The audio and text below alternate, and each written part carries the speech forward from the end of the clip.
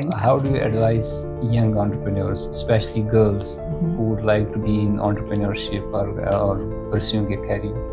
I think girls have to change. One thing in them is their mindset.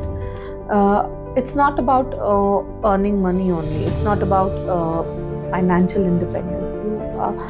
We all can do that. It's about having passion. It's about understanding what a career actually is. Have you faced any challenge or any biases? In Kashmir, people see women entrepreneurs as either a boutique owner or somebody who will do something with home baked. Since you tell me what is the criteria for getting selected for your trainings, and who are the trainers? There is actually no criteria. There is no age bar. We have trained students 7th class, and we're training people who are already doing jobs. Welcome to another episode of Business Talks. Today we are joined by Mrs. Khushboo Rizwan. She is a co-founder and business development head of Elite Institute, a platform that connects aspiring professionals with skill trainings and career opportunities. With over 8 years of experience, she is leading the business development team and also the recruitment team of the institute. She has had a varied experience in academics. She is a civil engineer by first degree, and then she has also done MBA, followed by co-founding the Elite Institute.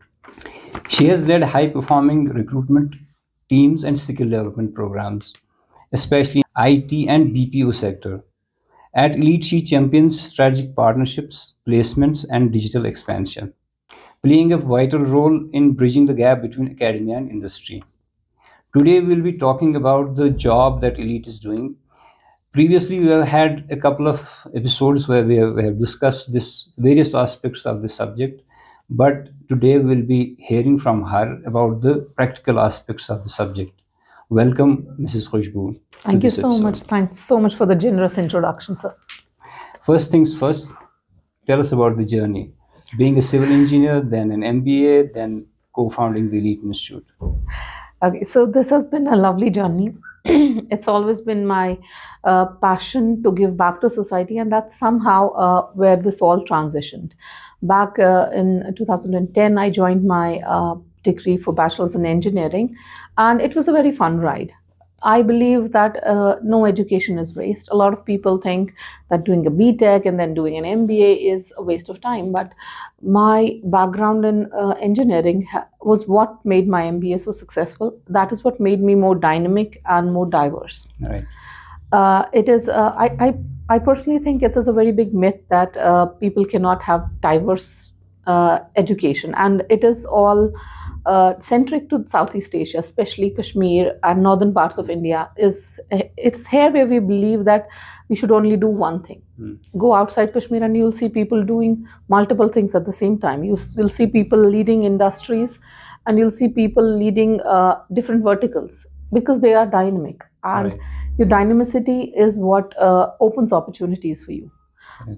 Now that Kashmir is from the previous, I think 5-6 years, it's seen a boon in everything. There are companies coming in, there are industries opening up.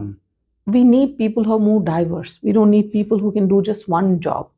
We need people who can get the job done. So that mindset is something It's that always, changing now. always drive me, and that's how my education went on, from bachelor's in engineering, then doing an MBA in finance. After that, I directly joined a company as a trainer. So my Okay. background comes from training. That is the core of everything that I'm doing even today, Right. because that is where I realized my own passion is actually giving back to society. And there are so many ways where a person can give back to society, and resonating with people who are lost, are young children who are not able to understand what to do, where to go. That is where I find my own passion. Right. Yeah, so that is At this institute, Elite Institute, when Yes. it was founded, what was the problem that you saw had to be solved? So in my 5 years of experience before I set up Elite Institute, I worked as a trainer, I worked as a business development head, I was handling placements, and I was eventually into operations of for a software development team. And everywhere, I just noticed one thing.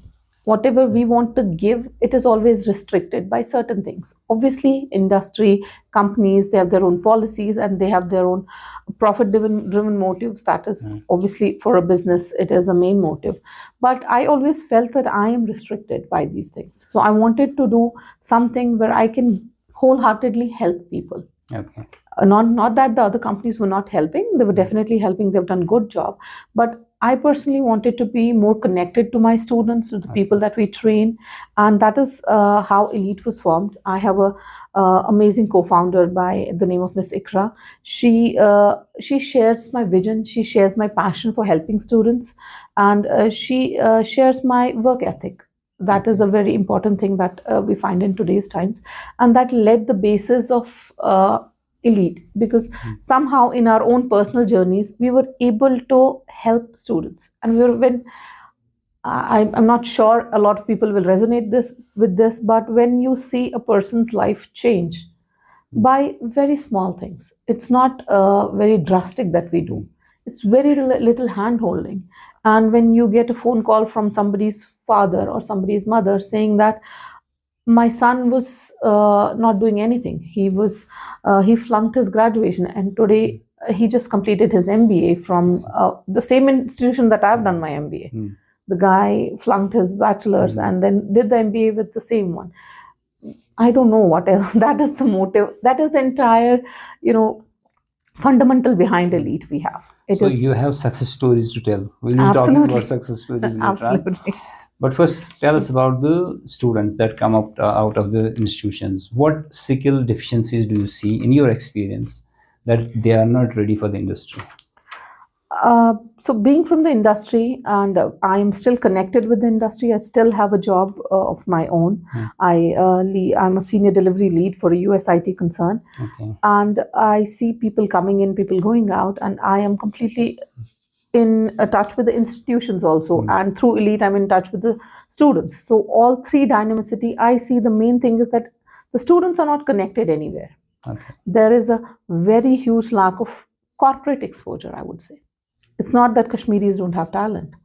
You won't find a better employees than Kashmiri, better talented students in Kashmiri, developers, be it inside sales teams, be it marketing teams.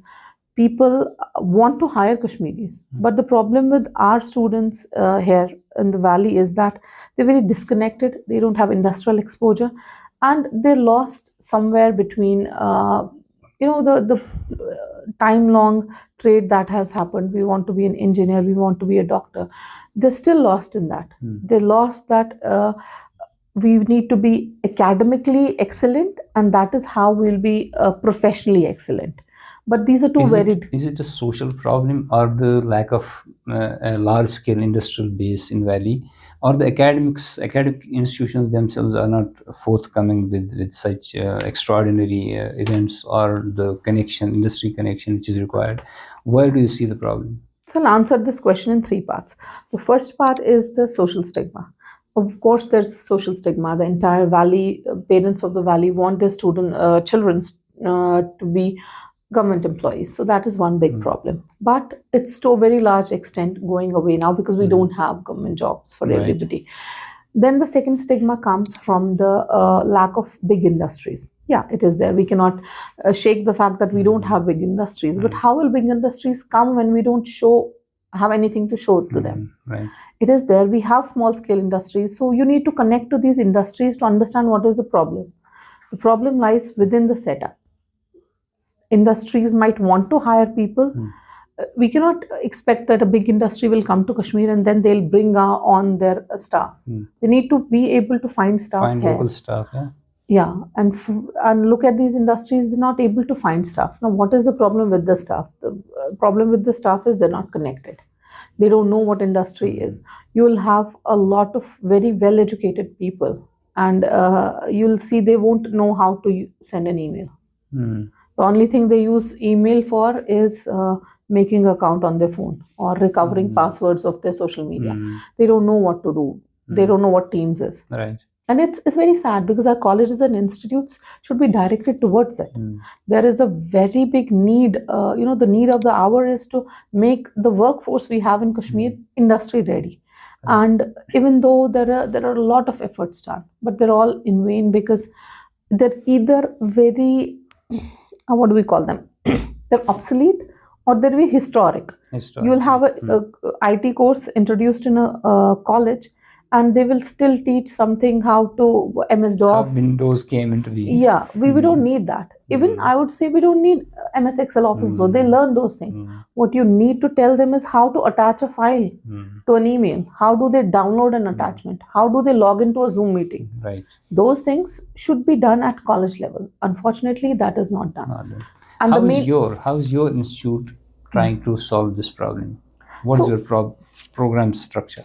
So we have a few of the lines for our institute, with the main focus completely being on making the person industry ready. One a special thing about Elite is that we don't care what the student has enrolled in. You can be an IT student, you can be a digital marketing student, we have an art and calligraphy course also. Okay, very good. You can be an art student from Elite, and yet you will be still asked, you'll be counseled, what are you doing in life? So how is this happening? Why don't you apply for this? So because it's a very small setup, we do have our own team of around 6, 7, 8 people, but it is very rigid and very small, and we're very connected. The best thing about Elite is that we don't take bigger batches. You'll never see a batch of 40 people in Elite. At max, if we go above and beyond, it will be 8, 9 people. So that these 8, 9 people, we know them by heart.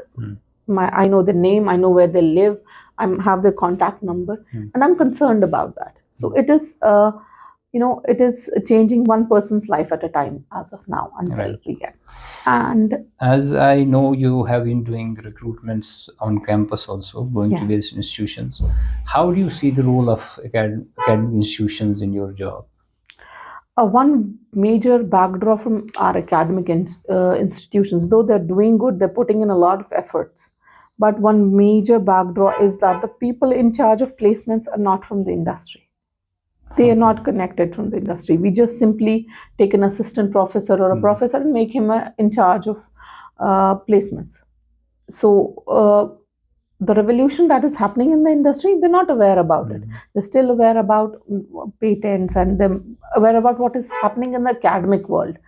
They're not aware about what is happening in the industry. I'll give you a very apt example. Everybody is talking about AI. Everybody is talking about machine learning and everything. Everybody wants to get a job in ChatGPT or DeepSeek or anything like that. They know that. They know what the revolution is happening at academic level, but they don't understand how a guy from Kashmir can become an AI/ML engineer, can become a LLM guy. Most of these guys don't know. Every single day we have students, qualified students, come in. Ma'am, AI is changing the world. I want to get into the stream, so I want to do a course in AI. There is no course like that.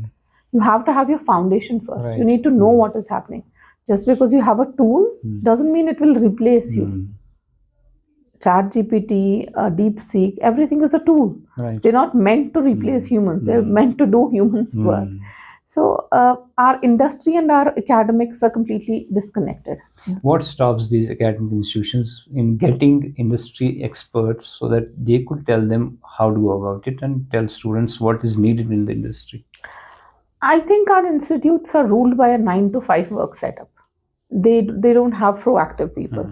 Once people get a job in our very esteemed educational institutes, they treat it as a very fixed job, and they don't want to go above and beyond for the students. If it wasn't the case, then we wouldn't have. I've worked in the industry for 8 years. I wouldn't have people working in my team, and when I tell them, let's go to your college and hire more people, or say something good about your college, they say they have no hand in getting this job. We have any of the government schemes that we run, even we run it in coordination with certain NSDC centers. And the problem is when we ask these people to give testimonials, or you're working, why don't you give your offer letter to your college so that they can showcase your placement? They straight up hands up and say, what did they do for? I didn't get this job because of my college. I got this job on my own. And these jobs are not inaccessible. That is where the entire system is broken. These jobs are not inaccessible. These jobs are completely accessible. The problem is the person in charge of placement is not proactive. It takes 10 minutes to go on to LinkedIn and search all of the jobs available in Kashmir today. All of the companies that are hiring people from Kashmir. They are on LinkedIn, yes. It won't take more than 10 minutes. The problem is, after people join us, after they do a course, I've never seen a person who's fresh out of college and he has a LinkedIn account. He'll have an Instagram account, he'll have a Facebook account, he'll have Twitter account, everything. It's the least preferred account, no? LinkedIn. And it is the today's world. I hire for USIT. If I'm hiring, let's suppose, a Java developer, and the experience required is 10 years, and I see a guy applies to me and I see his account is 2-3 years old, I straight away reject him. Okay. It is the norm in US now. They check the LinkedIn account first. The duration of the account. Yes, they check when was the LinkedIn account made. If this person is claiming that he has worked 10 years in the industry, his LinkedIn account should be at least 8 years old. It cannot be 2 years old. It makes sense also. And initially I thought that this is an absurd thing. But I've come to the realization that this is absolutely right. It has absolutely meaning. When a person actually works, he's definitely on LinkedIn because he wants to grow. Right. And how do we grow in today's time? And networking also. It helps in networking. In today's revolutionized, digital revolutionized world, how do we grow? We grow through LinkedIn only. Right. Gone are the days when we used to send an email to a hiring manager with a cover letter. Those days are gone. They see your LinkedIn profile and then go. They apply. They hire from LinkedIn only. All of the Naukri.com, Monster, they've all become obsolete now. It's either Dice or it's LinkedIn. And I would say LinkedIn has, been developed itself so well that everybody can get a job nowadays. Unfortunately, our students are not able to get a job because they don't know what it is. Right. Even if they know, they start treating it as social media. They start treating it as an Instagram, and they don't have guidance from their peers and their teachers that should be there. I believe that there should be something that is that is what I mean by they don't have a connect with, they don't have corporate exposure. Right. And the problem is our teachers also don't have corporate exposure. Right. So there needs to be some sort of training where they are trained first for the corporate, and then only we can go ahead and have this. In such a dismal scenario that you're portraying, what's your role? Do you think your role is sufficient enough to make a big difference? We can make a big difference for a small number of people right now, because the extent of elite is very limited right now. We've not expanded a lot. We still, it's a 2 years old organization, and we are still trying to focus on getting the quality out first. And we need people that think like us. It is an institution that cannot function if there is not passion. Right. If even one single non-passionate person joins in, it just becomes a coaching center. Right. It loses its essence, and the impact might be small in number, but changing a person's life is above and beyond everything. And like I said, it's one person and one candidate at a time. We have candidates that were, there are so many success stories. I feel you need to tell your story more and more, because as you pointed out, people may be thinking of you as another training institution. Yes, absolutely. That should not happen, because it has a class of its own. Yes, definitely. It's beyond that normal institution that you go for regular curricular trainings. It's not that. It's beyond that. Absolutely. That is the use case scenario also, because we are very low into marketing. We don't do a lot of marketing. Most of our business comes completely from our student recall. Okay. And because we are restricting ourselves for taking bigger batches, we're not also very focused towards marketing. We just want to have small batches so that we are able to make impact. Right. And as we grow, the milestones that we have in mind, as we grow up and beyond, then marketing will come into play. Right now, most of it, I'd say 90% of everything comes from student recall, and that is, it's an intentional thing that we have kept. Okay. Let's talk about your finance. Yes. How sound is your financial stream, and how is it sustainable for future also? So 2 years ago, Elite was started completely by me and my co-founder out of our own savings. And we had no loans, we had no, we've not taken anything else, no investors, nothing, nobody was there, and we started it with just pure passion. And it's amazing that within like 1 year, 1.5 year, we were able to bootstrap Elite completely. Right, very So good. yeah, that was the first, I think, first milestone that we achieved, and it was a very big personal milestone also. And because since day one, we have never had any reinvestment in Elite. Okay. Everything Elite runs on its own. All of the salaries are paid on its own. All of the infra is whatever we have expanding. We have doubled the capacity that we started with, and our main revenue streams are just two. We have one that is our courses, our paid courses, and another stream that is our placements. Okay. I think it's a good time to talk about placements. That we try to inculcate common local industry, all of the local employers. We have a lot very good liaison with a lot of people here, and we place there. Now that is something we do to help our students. How do we get placement? How do we get the finances in? Is when we are able to get outside companies and we place Kashmiri students in national companies or international companies. And is that your main source of income? That is an equal source of income, I would say. If it's if not 50-50, it would still be 40%. And very recently we have tied up with two companies. One is a national company that is from India, and one is an international. It's a Palestinian American company. And we are connecting with them, and we are hiring for them. We are the hiring agency for them. And inshallah, very soon we're going to be setting up an office here. Once that is done, Elite is going to take over the payroll for them. We have already taken over the payroll for the national company, and it's the next milestone we are looking forward to. We'll look forward to it. So we'll talk about NEP 2020. What is your take on it regarding skill requirement and employability? Amazing on paper, impractical, not practically. It cannot be implemented. It's not implementable because it's the same old story that has been happening with skill development. The schools have their own curriculum. The skill has their own curriculum. The stakeholders don't understand the importance of skill. They understand only the importance of academics.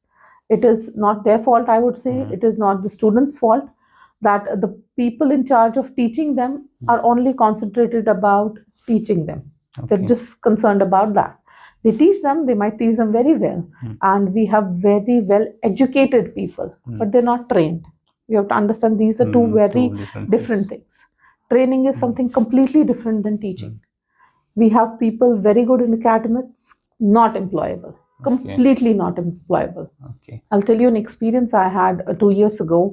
I was hiring developers from Kashmir, and even the toppers of the colleges could not qualify. And it was not like they did not know what they were doing.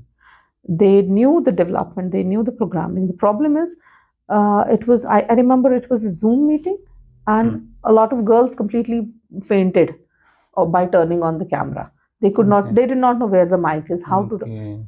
And nobody wanted to hire them. And this girl, I remember, she was from the top institute we have in Kashmir, and she was the topper of that institute. And she was not employable. And that thing is covering till now today. Still people from Kashmir, it's been 2.5 years. When I hire for my senior delivery role, I hire my own team. I still cannot find people that are confident enough to showcase their own talent. It seems like it seems unrealistic, but it is the ground reality. It is the fact. Because we work on the ground, it is the ground reality. People might see a very small section of these people, but we see the entire thing. Right. Exposure is what gets you a job. Your skill. I've read somewhere, and I always find it very intriguing that when you hire, don't go for skill, go for attitude. Because skill is taught, skill can be taught. You cannot change a person's attitude. If someone is not corporate ready, he's simply not corporate ready. Right. If he thinks that it comes with his personality. It comes out. So skill can be taught. Attitude and behavior cannot be taught. And that is the job of our institutions, to inculcate that attitude of doing a job.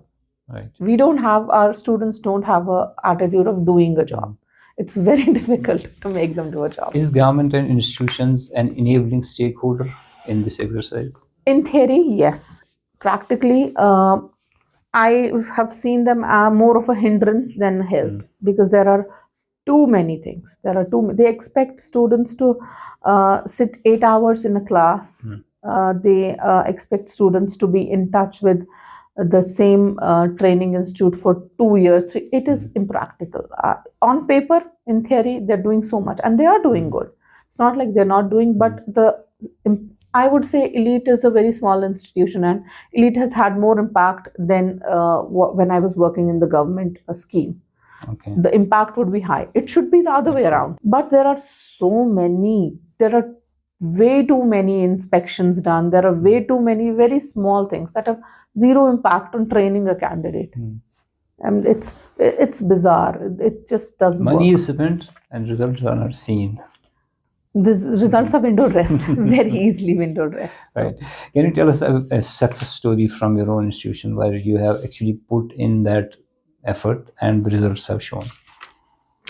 I can tell you a lot. I'll just recall the latest one. I have two girls that joined us. They joined us for two different streams. One girl joined us for a Tally and GST course, and another one was I think she joined me for, yeah, I was training her. She joined me for corporate training. Okay. It's a course that we do where somebody who's already done an MBA or something is just trained for the corporate. Somehow I identified that they're very good girls. The girl was doing Tally GST. She was hoping to get a job in a shop, and she would maybe handle their accounts or something like that. No idea of joining an industry. The other girl was saying that I want to go for a banking job. I'll wait, give a banking exam. Right. So within the period, I interacted with them and we counseled. Actually, Ikra ma'am identified the Tally GST girl. She said that if she doesn't get a good job, let's hire her on her own. Okay. So I said, yeah, let's see where she reaches. Let her finish the course. And the other girl, we had some openings in a USIT recruitment firm. So I trained them. We interviewed them. We tried, mock interviews multiple times, 2 times, 3 times, 4 times.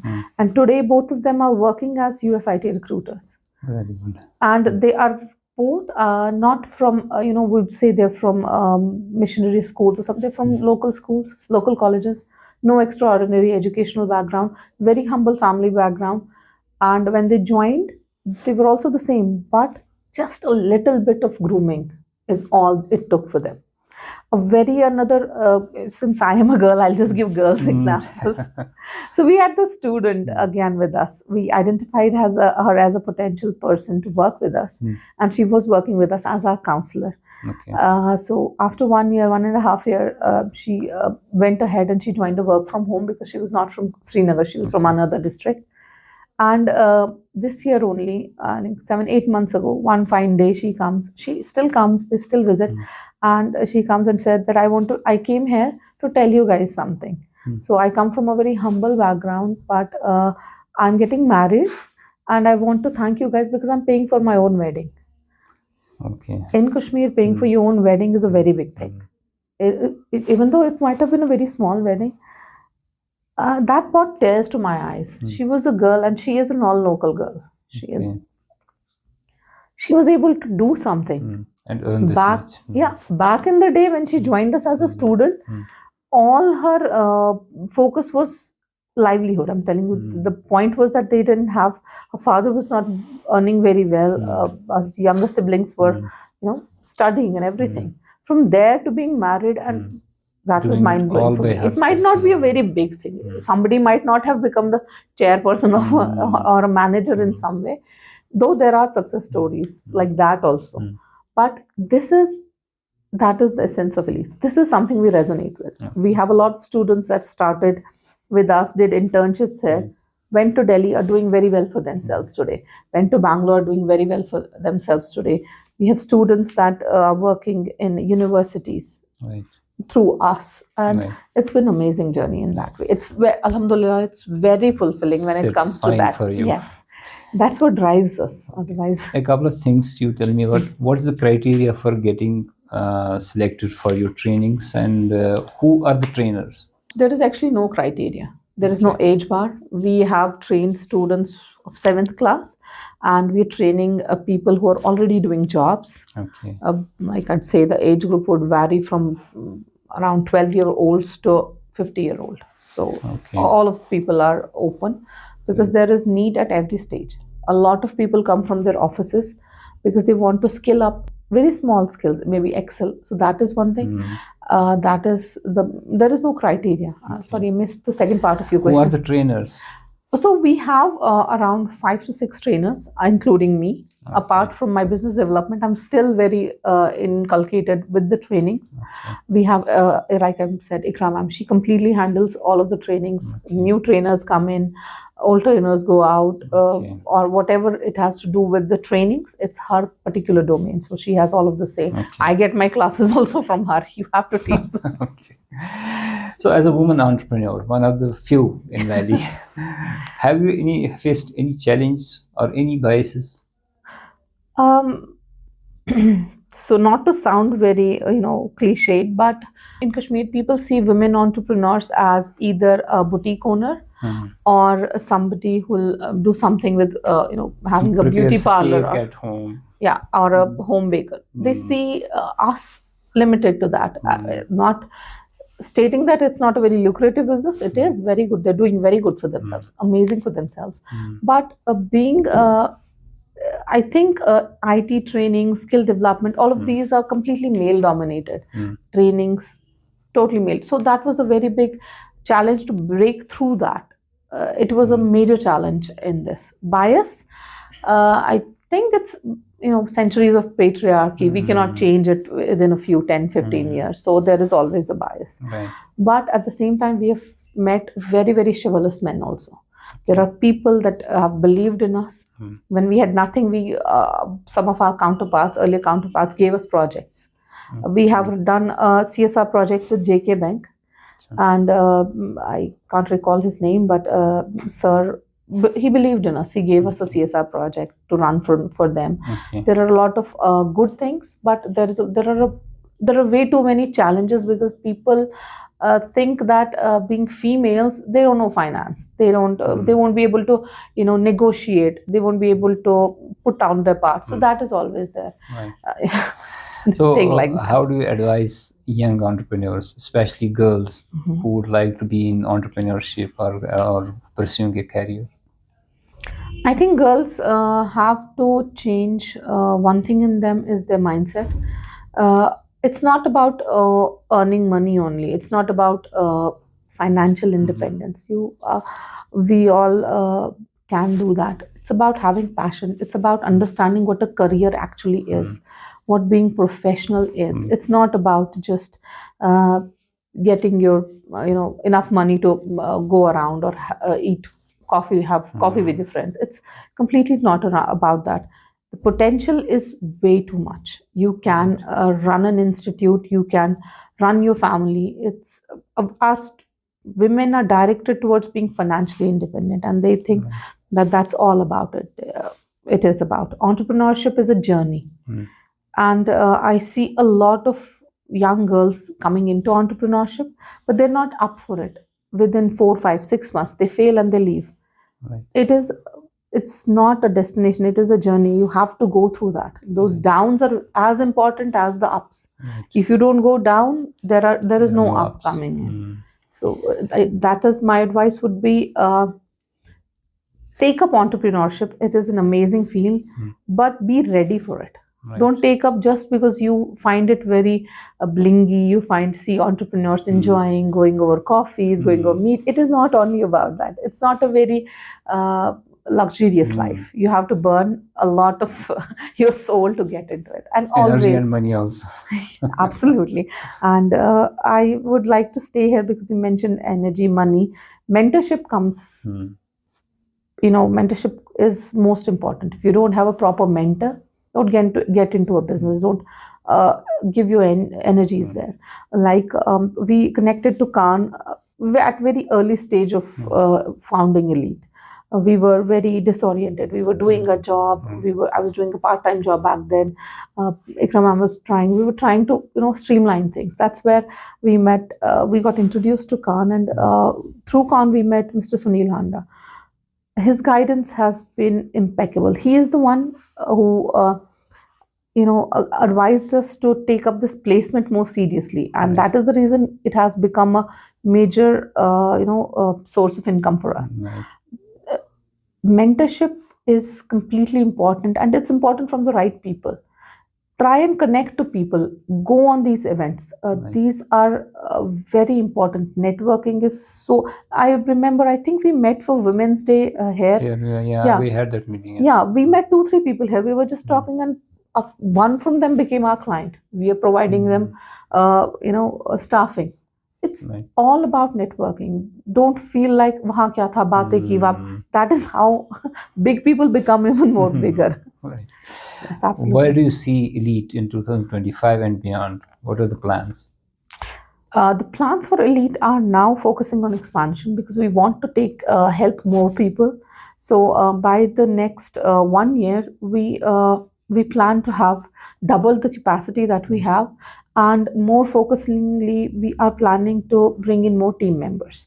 So that is our main focus. We have changed up some of our old team members, and that I believe having a team is one of the biggest assets you can have.